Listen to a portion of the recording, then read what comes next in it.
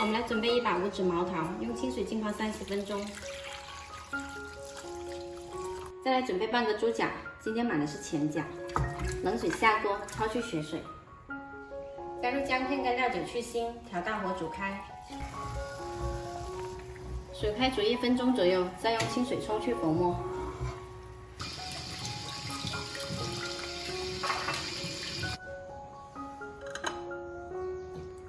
五指毛桃泡了半个小时后清洗干净，表面会有些泥沙。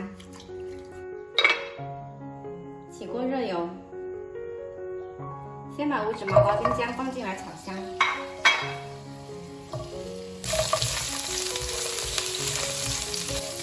闻到五指毛桃的香味后呢，把猪脚放进来继续翻炒。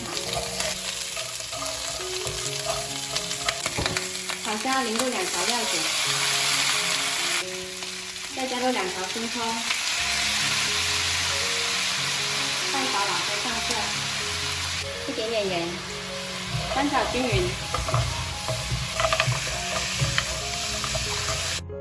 炒香要倒到高压锅里，再加入几颗冰糖，半碗清水，盖上盖子，上气后呢，调中小火压10分钟。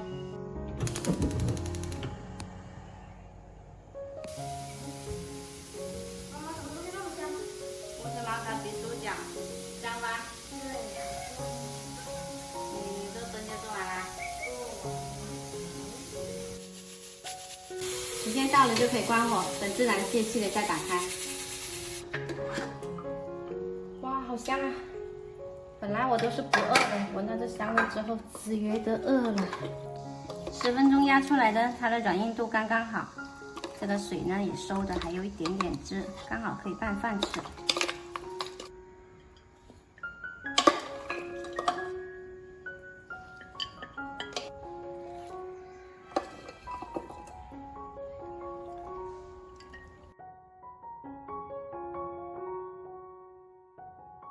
特别香的五指毛桃焗猪脚就做好啦，喜欢的朋友可以试一下。